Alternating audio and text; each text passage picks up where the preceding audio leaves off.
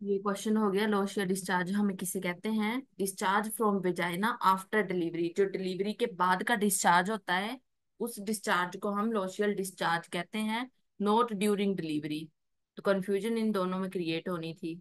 तो आंसर क्या है हमारा कि वेजाइना के बाद, आफ्टर सॉरी आफ्टर डिलीवरी जो वेजाइना से डिस्चार्ज होता है उसको हम क्या कहते हैं? लोशियल डिस्चार्ज। ओके। उसके बाद ये हो गया हमारा दूसरा क्वेश्चन। नेक्स्ट है, in which disease patient sleep in morning. ऐसी कौन सी बीमारी है, ऐसी कौन सी व्याधि है जिसमें पेशेंट क्या है, दिन में तो सो जाता है बट रात को जो है वो नहीं सो पाता। तो पहला है मिस्थेनिया ग्रेविस, माइलोन्यूराइटिस, रिकेट्स, और इन्फ्लेटेलिटिया लेथार्जिया। अब लेथार्जी क्या होता है? आलस आना। तो जो आलसी लोग हैं वो ज्यादातर दिन में ही ज्यादा सोते हैं। तो लेथार्जी ऐसे याद रखना। लेथार्जी का मतलब आलस, आलस फील करना, अपने आप में कुछ नहीं करने का मन करना।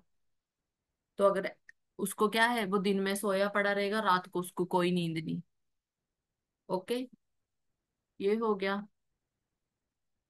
उसके बाद है, ह्यूमन आरबीसीज आर। जो ह्यूमन आरबीसी होते हैं वो कैसे होते हैं, उनकी शेप कैसी होती है? सर्कुलर होते हैं, नॉन न्यूक्लिएटेड होते हैं, बाई कन्वेक्स होते हैं, या बाई कनकेव होते हैं? तो जो ह्यूमन आरबीसीज हैं वो बाई कनकेव होते हैं। Confusion, by convex. सर्कुलर में भी हो सकती है आरबीसी, जब हम पढ़ते हैं उनकी शेप ऐसे गोल गोल सी पढ़ते हैं, पर मोस्टली ये पता ही होता है।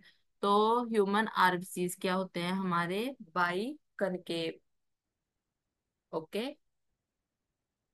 अब उसके अगला क्वेश्चन है, झूठा साक्ष्य मतलब जो फॉल्स एविडेंस होता है, अगर वो हम दे रहे हैं तो उस पे कौन सी धारा लगती है हमें आईपीसी की?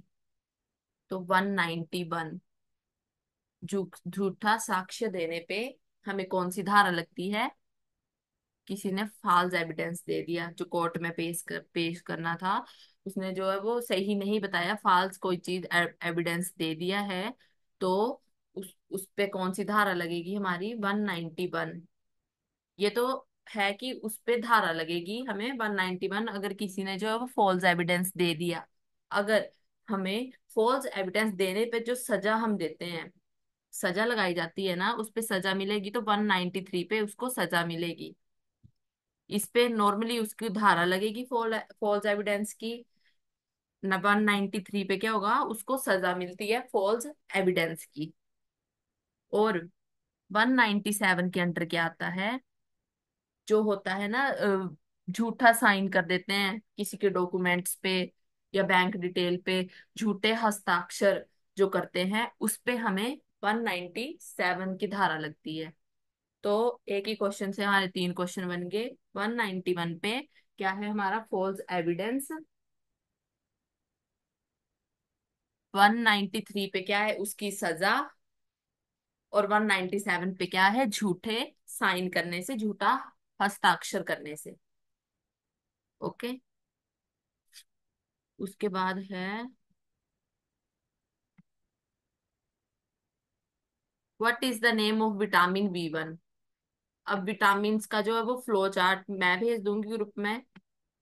उस पे विटामिन के नाम और उनको किस नाम से जाना जाता है वो लर्न करने हैं। इस पे भी बहुत ज्यादा क्वेश्चन बने हैं। तो क्वेश्चन बना था विटामिन B1 पे। तो विटामिन B1 का नाम क्या होता है हमारा? थायामीन। राइबोफ्लेविन किसको कहते हैं? विटामिन B2 को। और नायसिन क्या होती है? Vitamin B3। और पेंटाथेनिक एसिड, पेंटा से समझ आ रहा है? विटामिन B5, पेंटा मतलब पांच। तो विटामिन B5। तो विटामिन B1 जो है वो है thiamine, riboflavin B2, niacin B3, pantothenic acid B5। जो ग्रुप में भेजूंगी उसके साथ में डिजीजेस भी होंगी, अच्छे से उसको कॉपी पे लिख लेना और याद रखने हैं ये सारी। उसके बाद है नेक्स्ट क्वेश्चन।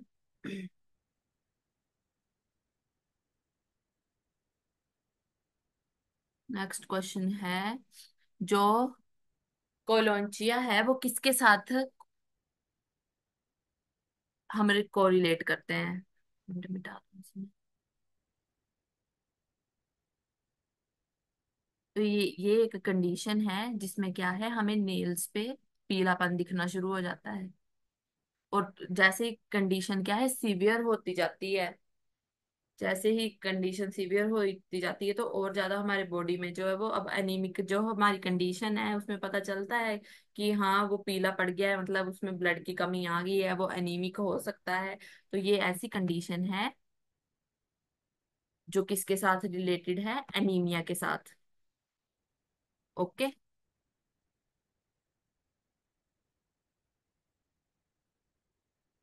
उसके बाद है number of the floating ribs in human. तो सबसे पहले तो पता होना चाहिए कि टोटल रिब्स कितनी होती हैं। कितनी होती हैं टोटल रिब्स? तो 24। 24 टोटल रिब्स होती हैं। कैसे? 12 एक साइड, 12 पेयर एक साइड, और 12 दूसरी side.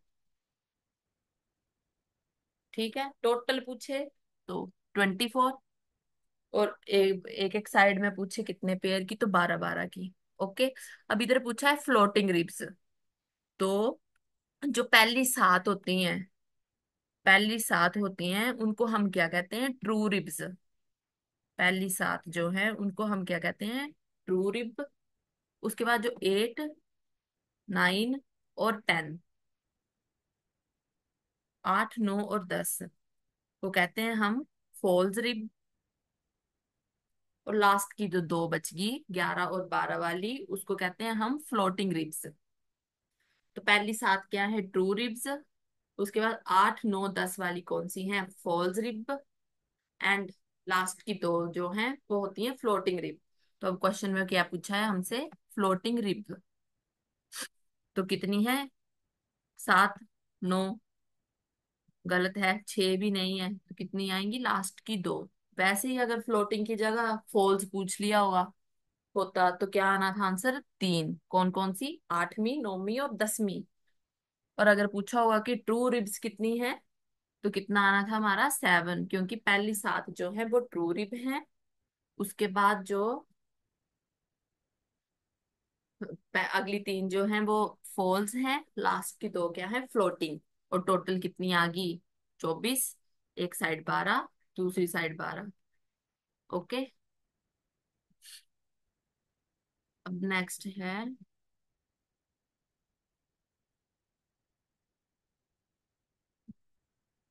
Formation of fibrinogen take place in. अब जो फिब्रिनोजन है उसकी फॉर्मेशन कहाँ पे होती है?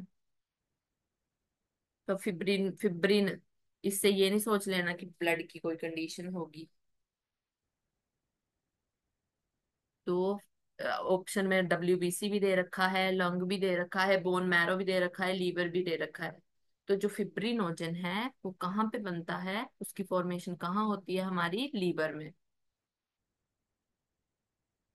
Okay. Next is, kidney shaped nucleus is the identification of. ये जो होते हैं ना, बेसोफिल, न्यूट्रोफिल, ईसिनोफिल्स, इनकी भी शेप्स होती हैं, ये कि किस किस की शेप में बने होते हैं। तो जो मोनोसाइट है, मोनोसाइट वो किस में होता है हमारा, किडनी शेप का। आगे चल के हार्ट शेप के भी होते हैं, जैसे न्यूट्रोफिल पढ़ेंगे। तो जो हमारा मोनोसाइट है वो किस शेप का होता है, किडनी शेप का। उसके बाद आफ्टर ओवुलेशन ओवम में survive for how much time. कि ओवुलेशन के बाद ओवम जो है वो कितने टाइम तक सरवाइव रहता है? तो 24 आवर्स।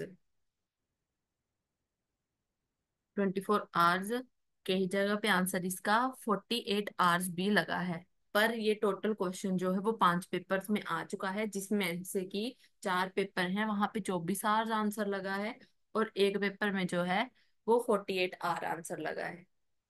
तो हम जो है वो 24 आवर्स के साथ ही जाएंगे।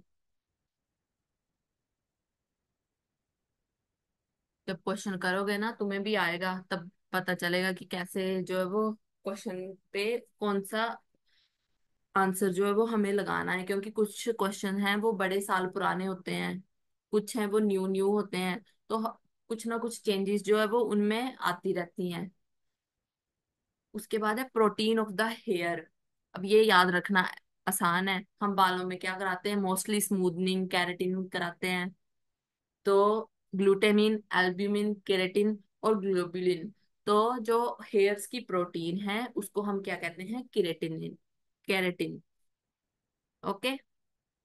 उसके बाद नॉर्मल प्रोथ्रोम्बिन टाइम इज, ये क्वेश्चन 2000 2022 में हुआ था, जो यूपी का एग्जाम एएमओ का वहां पे आया था। तो नॉर्मल प्रोथ्रोम्बिन टाइम इज,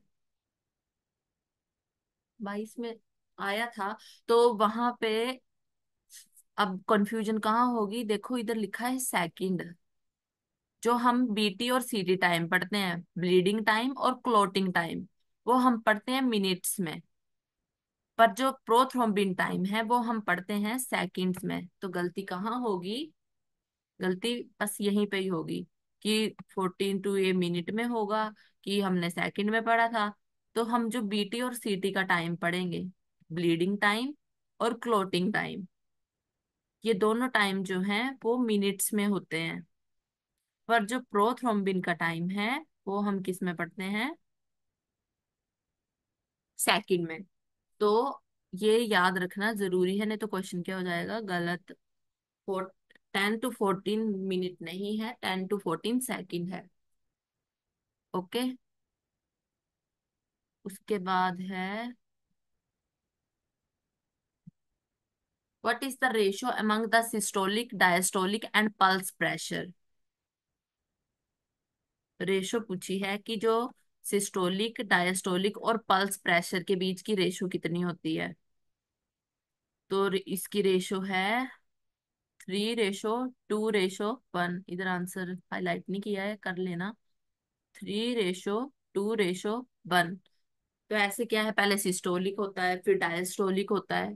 ठीक। तो पहले सिस्टोलिक आ गया, फिर उसके बाद डायस्टोलिक आ गया, उसके बाद क्या आ गया हमारा, पल्स प्रेशर। तो इनकी रेशो कितनी होती है, 3:2:1। गलत नहीं याद करना है, 1:2:3 नहीं है। 1:2:3 तब लगेगा जब पहले पे क्या पूछा होगा, पल्स प्रेशर, उसके बाद diastolic pressure, then systolic pressure. तो ये नहीं है कि क्वेश्चन हमने ऐसा पढ़ा तो आंसर ये होगा, मे भी क्वेश्चन उन्होंने उल्टा कर दिया हो। पहले उन्होंने पल्स प्रेशर लिखा हो फिर डायस्टोलिक लिखा हो, या उसके उसके बाद सिस्टोलिक लिखा हो। तो क्वेश्चन जैसे याद करने हैं वैसे तो करना ही है, पर आंसर और क्वेश्चन जो है, क्वेश्चन से आंसर याद करना है, आंसर से क्वेश्चन, दोनों तरह से आंसर निकालने आना चाहिए। ओके। अब नेक्स्ट है टाइसिन ग्लैंड्स आर फाइंड इन। तो जो टाइसिन ग्लैंड है वो कहाँ पे प्रेजेंट होते हैं, कहाँ पे मिलते हैं हमें, वल्वा में, इंटेस्टाइन में, पेनिस में या स्टमक में। तो ये कहाँ पे मिलते हैं हमें, पेनिस में। ओके। उसके बाद है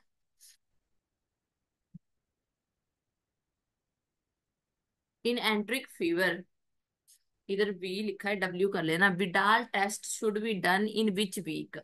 कल मैंने वो रिकॉर्डिंग भेजी थी ना, उसमें कराया होगा। इसका क्या, विडाल टेस्ट का क्या फॉर्म वो है, कोड याद करने रखने का इनके, कि फर्स्ट मंथ में क्या मिला है। डॉक्टर ऋषभ बताना। मैम थे नहीं मैम। क्या बोल रहे हो। मैम थे नहीं हम उस वाली क्लास में। मैंने रिकॉर्डिंग भेजी थी ग्रुप में कल, पैथो की और एनाटॉमी की। नहीं लगाई ना।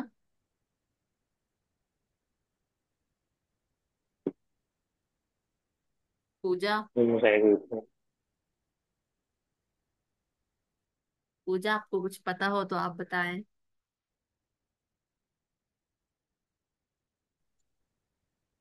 कोई बात नहीं, कर लो माइक बंद। रिकॉर्डिंग पे मैंने उधर दर्शन के लिए थोड़ी भेजी थी। एक भी दिन स्किप नहीं करना है। नहीं तो क्या है, जो पढ़ने की आदत है ना वो टूट जाती है। रिकॉर्डिंग इसलिए होती है, कभी नहीं लेक्चर लगा पाए, कभी आप लोग नहीं लगा पाए तो हाँ ठीक है, रिकॉर्डिंग है तब भी टाइम लगा, तब वो चीज कर ली। अभी तो शुरू शुरू में थोड़ा लग रहा है, जब सारा इकट्ठा पड़ेगा ना कि यार ये भी रह गया वो भी रह गया, तब दिक्कत आएगी। बाकी देख लो, तुम्हारी मर्जी, जैसे तुमने करना है। तो in enteric fever Widal test should be done in which week. तो विडाल टेस्ट का फॉर्मूला हम क्या पढ़ते हैं, वासु।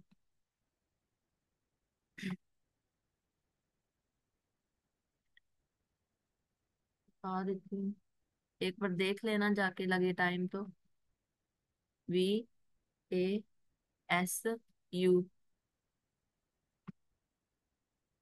ठीक है। तो फर्स्ट वीक पे क्या है, ब्लड कल्चर कराते हैं। सेकंड वीक पे एग्लूटिनेशन या विडाल, इसको एग्लूटिनेशन भी कहते हैं और विडाल भी कहते हैं। तो फर्स्ट वीक पे क्या होता है, ब्लड कल्चर। सेकंड वीक पे विडाल टेस्ट या एग्लूटिनेशन। थर्ड वीक पे हम क्या है, स्टूल टेस्ट कराते हैं। एंड देन फोर्थ वीक पे यूरिन कल्चर, यूरिन टेस्ट कराते हैं। ओके। वासु कोड से याद रखना है। इधर हमें क्या था, विडाल टेस्ट का पूछा था कि किस वीक पे कराते हैं। तो कोड से हो जाएगा BASU। ए से, बी से ब्लड कल्चर, अगर ब्लड कल्चर का पूछ लिया तो फर्स्ट वीक आंसर जाएगा, अगर स्टूल का पूछ लिया तो थर्ड जाएगा, अगर यूरिन का पूछ लिया तो फोर्थ जाएगा। ठीक है, वासु कोड से। उसके बाद है SLR। SLR test is indicated for the diagnosis of which disease. तो जो SRL टेस्ट है, ठीक है, इसमें क्या है, स्ट्रेट लेग। इसमें ये टेस्ट हम किस में कराते हैं ना, शियाटिका गृध्रसी जो कंडीशन है ना, उसमें ये टेस्ट कराया जाता है। स्ट्रेट लेग रेज टेस्ट जो है वो हम किस में कराते हैं, शियाटिका की कंडीशन में, जो हमारी गृध्रसी की कंडीशन है। तो ये डायरेक्ट ही याद कर लेना। उसके बाद blood supply of brain take place by. जो ब्रेन को ब्लड सप्लाई जाती है वो किससे जाती है, तो B for blood supply, B for brain. तो ब्रेन से याद रखना, B for brain, B for vertebral artery. अब बी है, बी को बी पढ़ लेना। तो क्रेनियल आर्टरी आएगा, वर्टिब्रल आर्टरी आएगा, क्योंकि कोई भी ये नहीं सोचेगा वर्टिब्रल आर्टरी, वर्टिब्रा सोचेगा ये तो वर्टिब्रा नीचे रह गए। क्रेनियल आर्टरी पे पहुंच जाएगा, क्योंकि क्रेनियम पार्ट ब्रेन में आता है। तो ध्यान रखना, जो ब्लड सप्लाई है ब्रेन की वो क्रेनियल आर्टरी नहीं है, वो कौन सी है हमारी, बी से ब्रेन, बी से वर्टिब्रल आर्टरी। कुछ चीजों को याद करने के लिए उनकी स्पेलिंगों को गलत भी पढ़ लेना है। हमने इधर थ्योरी नहीं करनी है, हमें एग्जाम क्रैक करना है। ओके। उसके बाद है respiration and temperature regulation centre, कहाँ पे होता है। तो ये क्वेश्चन इसमें टेम्परेचर के ऊपर आ चुका है कि टेम्परेचर रेगुलेशन सेंटर कहाँ पे होता है। तो इधर रेस्पिरेशन और टेम्परेचर दोनों है, तो जो रेस्पिरेशन है वो कहाँ होता है हमारा, मेडुला में। और जो टेम्परेचर रेगुलेशन सेंटर है वो कहाँ पे होता है हमारा, हाइपोथैलेमस में। ऑप्शन में देखो हाइपोथैलेमस हाइपोथैलेमस भी दिया है, क्या पता ऑप्शन में एक और भी बन जाएगा, पहले पे हाइपोथैलेमस लिख देंगे, दूसरे पे मेडुला लिख देंगे। तो ये अलग अलग से याद रखने हैं कि जो रेस्पिरेशन है वो क्या है, रेगुलेशन सेंटर उसका मेडुला है, और टेम्परेचर का रेगुलेशन सेंटर क्या है, हाइपोथैलेमस। उसके बाद है what is the specific gravity of CSF। आज हम 22 क्वेश्चन करेंगे, 21 में है। What is the specific gravity of CSF, ये क्वेश्चन आ चुका है। और किसमें था, NIA में आया हुआ है ये, जो इंटरनल का एग्जाम हुआ था। What is the specific gravity of CSF। तो इसको कैसे याद रखेंगे, एक CSF है, एक ब्लड है, एक यूरिन है और एक मिल्क है। इन सभी का याद रखना है। अब देखो CSF क्या है, हमारा ब्रेन में मिलता है ना, तो उसको 5, और यूरिन क्या है, नीचे से पास करते हैं, तो इसको क्या है 10, सीधा डबल हो गया। इनका याद रखना है कि ब्रेन से शुरू हुए नीचे तक, ब्रेन सबसे ऊपर, मतलब उसको 5 संख्या दे दी उसको, और यूरिन जो है वो नीचे से पास होता है तो उसको क्या है 10 संख्या दे दी, ऊपर से नीचे तक क्या हो गया डबल। तो यूरिन का क्या है 1010। ओके। और CSF का क्या है 1005। अब है ब्लड का। ब्लड का क्या है 1025। अब हमारी एज जो 25 साल की होती है, या इस एज में क्या होता है, हमें कोई कुछ भी बोल दे तो ऐसे ही खून खोलने लग पड़ता है, हमारा गुस्सा आने लग पड़ता है। जो हमारी 18 से 25 के बीच की एज होती है, उसके बाद तो डिग्री भी होगी, सब कुछ हो गया, फर्क ही नहीं पड़ता, जो मर्जी होता रहे। तो ये वाली जो एज है हमारी, इसमें क्या है हमारा खून खोलता है। तो क्या होगा, ये किसकी है, स्पेसिफिक ग्रेविटी ब्लड की। और अब क्या बचा हमारा मिल्क। मिल्क की क्या है 1027 से 1031। अब अब वैसे ही जो तो लोग कोई अच्छी डिग्री कर रहे हैं, ज्यादा साल की कर रहे हैं, आजकल एज भी वैसे डिले हो रही है, पहले तो ये 23 साल में हो जाती थी, अब 27 या 32 में जाके हो रही है।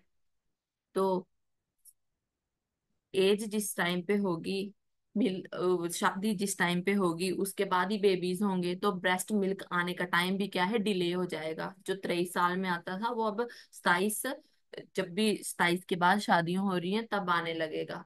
तो यूरिन और जो CSF वाला था वो कैसे याद किया, CSF ऊपर मतलब 5, और यूरिन नीचे से पास हो रहा है मतलब उसका डबल हो जाएगा 10। खून हमारा 25 साल में खोलता है। और जो हमारी मैरिज एज है वो 27 से 32 तक होगी है, तब क्या होगी मिल्क की production. So specific gravity of milk क्या आ जाएगी 1027 से 1032। कभी कभी 32 की जगह 35 भी दिया होता है, पर हमने जो वो मेन याद रखना है 1027। ओके। उसके बाद है हमारा आज का last question.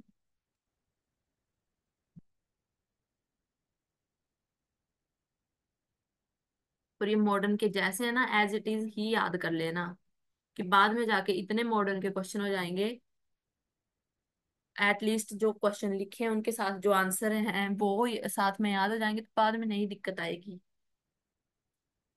What is the normal weight of pituitary gland. Pituitary gland का नॉर्मल वेट क्या है 500 mg। और इस पे एक बार क्वेश्चन आया था, उधर ऑप्शन में क्या था 0.5 ग्राम। तो ये mg में कन्वर्ट हुआ था फिर, मतलब इधर mg में कन्वर्ट होके लिखा है, वहां पे ग्राम पे ही आया था। तो 0.5 mg के साथ 0.5 ग्राम भी लिख लेना। ओके। एक क्वेश्चन और रह गया। सो लास्ट क्वेश्चन है, longest muscle, very important, longest muscle, broadest muscle और लॉन्गेस्ट नर्व। तो लॉन्गेस्ट मसल जो है, इसको कंफ्यूज, मैंने मसल वाला पढ़ाया भी है, पर एक बार ना क्लास में पढ़ा दूंगी, वो अच्छे से उधर समझ नहीं आएगा, मॉडर्न की क्लास में कर लेंगे उसको भी। जो लॉन्गेस्ट मसल है सार्टोरियस, सार्टोरियस होती है, लॉन्गेस्ट है, आगे चल के लार्जेस्ट पढ़ेंगे, तो लॉन्गेस्ट अलग है लार्जेस्ट अलग है। लॉन्गेस्ट हमारी सार्टोरियस है, लार्जेस्ट पढ़ेंगे वो सार्टो क्वाड्रिसेप फीमोरिस में आ जाएगी। पर अभी जो लिखा है वो देखो, लॉन्गेस्ट क्या है सार्टोरियस। अब है ब्रॉडेस्ट, मतलब चौड़ाई में जो ब्रॉड है वो कौन सी है हमारी, डायाफ्रागम। जो डायाफ्रागम है हमारा वो क्या है ब्रॉडेस्ट मसल है। और लॉन्गेस्ट नर्व कौन सी है हमारी, वेगस। और इधर जैसे लॉन्गेस्ट नर्व लिखा है वैसे ही हम लार्जेस्ट नर्व पढ़ते हैं, तो लार्जेस्ट नर्व कौन सी होती है हमारी, ट्राइजेमिनल। मैंने क्रेनियल नर्व्स का भी ग्रुप में शेयर किया होगा, मजाल है किसी ने खोल के देख भी लिया हो।